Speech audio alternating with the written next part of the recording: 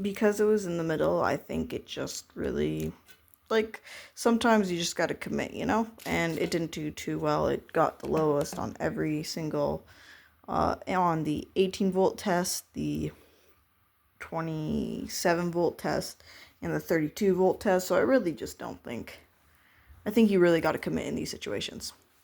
Anyways, so for the 18 volts, the recorded heights were 13 centimeters for blue, 13.5 for red, and 14.1 for yellow. For red, I did the calculations, and the force that the wingspan gave it was 0.012936 newtons upwards. And I got similar results for each of these things, each of these tests, which is good because the wingspan it's not changing from test to test. I did notice it got a bit lower each time. So I think maybe the problem is with the motor because it's a really weak motor. I got it off of Amazon for like $5. It's also, excuse my dog in the background. I'm so sorry about her. I got it off of Amazon for like $5. It's not strong. It probably shouldn't have been tested like I tested it. I kind of probably hurt its feelings. It's only really meant for 3 volts. And I cranked 32 into it. So it can deal with it. Except it can't, which is why this all went down. And I'll also prove it later. But stay on track. For the blue, I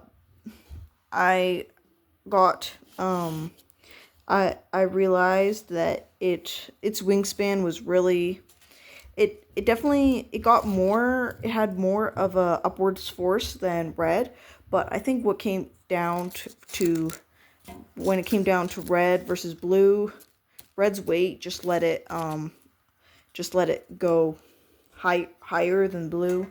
But it got, for its wingspan, the force that's pushing up because of the air resistance is about 0.02 to 0.03 newtons on each test I ran. It was about within that range.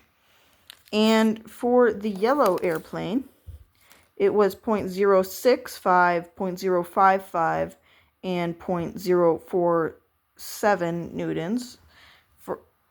So around 0.0, there was definitely a lot more variation on this, and I think it's because just by the way you angle the wings, it can really make or break it. I'm not exactly sure why the yellow plane had such a wider range than all the other planes, and if I can go back, I'll definitely test that more and figure that out.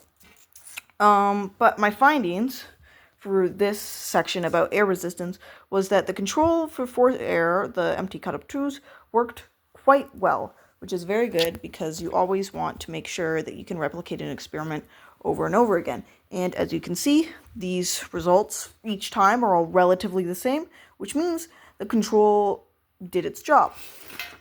And that although this isn't anything like you can get in a lab, it's definitely more accurate than it would be without the control. So next I decided to do the percent change of height per every 9 volts added because I only have 9 volt batteries. So for the red airplane, the initial height from 9 volts was 13.5 centimeters. So by doing this, I can see that for the first, when you go from 18 to 27 volts, it jumps up the height jumps up by 21.48%. But when you go from 27 to 32, it only jumps up from 12.8.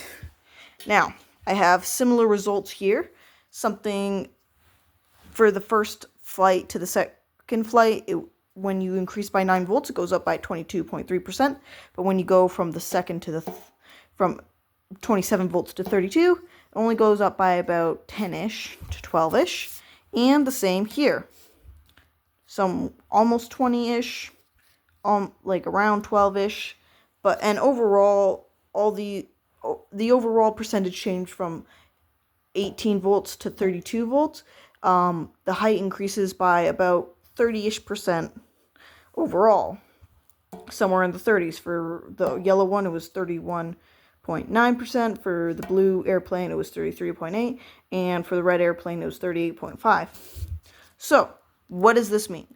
This means the motor used in this experiment probably was unable to handle 32 volts of voltage, because these jumps should be linear. It's not that when I increase it from 18 volts to 27 volts, it should be about the same as from 27 volts to 32 volts, but it didn't, and that's where you have to account for just your materials. Is this the best motor? No. So I'm assuming that was the problem. And considering everything else seemed to go fine, I'm just going, because when I worked at lower voltages, everything seemed to go fine. I'm assuming that the motor was the problem, and yeah. Also, because I used it a lot and I just cranked up the voltage so many times, it can't really handle that. So, because all airplanes had similar changes of height, I'm assuming it's not that it was that this yellow airplane randomly had went up 22% and then only up 12%. It's each of these planes went up about 20-ish% and then somewhere between 9 to 12%. Why is that? Because of the motor. It's just all the airplanes reacted the same, so I can conclude because of the motor. This experiment isn't really I can't really experiment with higher voltage, which is why these findings are inaccurate, kind of. At least if I was ever trying to figure out the heights and be if you increase it, if I was trying to use the jump from 27 volts to 32 volts to prove anything, it wouldn't make sense to do that, because these findings are inaccurate, which is fine because this is a homemade science experiment and I was more focused on the calculations than the actual thing. Otherwise, I would have bought much better materials, but I'm not going to do that because I wouldn't waste hundreds of dollars getting the best motor just to waste it on a one-time project, I'm more interested in the process behind it. So that is my capstone project. I hope you were somewhat interested, and have a good night.